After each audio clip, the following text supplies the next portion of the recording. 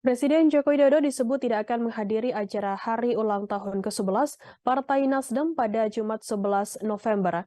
Ketua Umum Partai Nasdem Surya Paloh mengatakan Jokowi tidak akan menghadiri HUT partainya karena acara untuk internal. Selain itu, Surya Paloh menuturkan partai elit partai politik juga tak diundang dalam acara HUT tersebut. Sementara itu Wakil Ketua Umum Partai Nasdem Ahmad Ali mengatakan Jokowi tak hadir lantaran sedang menghadiri acara kenegaraan G20. Namun ia menyebut orang nomor satu itu akan memberikan sambutan melalui video tapping. Sebelumnya Ali menjelaskan terkait ketidakhadiran Jokowi dalam acara HUT Nasdem yang mengatakan perhelatan HUT ke-11 Nasdem ini tidak mengundang pihak eksternal karena memang Nasdem melakukan perhelatan dengan tidak mengundang eksternal. Selain itu ia juga mengatakan kondisi global saat ini memaksa Nasdem menggelar rangkaian HUT secara sederhana.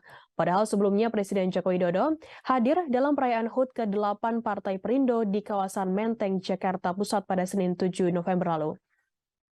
Selain itu, Jokowi juga menghadiri puncak peringatan HUT ke-58 Golkar di J-Expo Kemayoran Jakarta pada Jumat 21 November malam.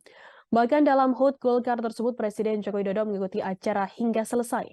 Sebelumnya diberitakan sebuah video menangkap momen Presiden Joko Widodo dan Ketua Umum Partai Nasdem Surya Paloh di acara puncak peringatan HUT ke-58 Partai Golkar pada Jumat 21 Oktober maksud kami. Video tersebut menjadi perbincangan publik. Dalam video tersebut tampak Surya Paloh merangkulkan tangan kirinya ke punggung Jokowi. Sementara itu tangan kanannya tampak menepuk-nepuk tangan kiri Jokowi. Namun Jokowi tampak tidak merangkul balik Surya Paloh. Presiden Joko Widodo hanya menepuk pundak kiri bos media grup tersebut.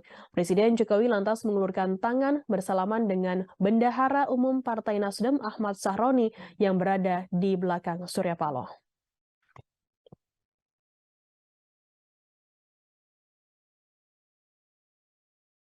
Terima kasih sudah nonton.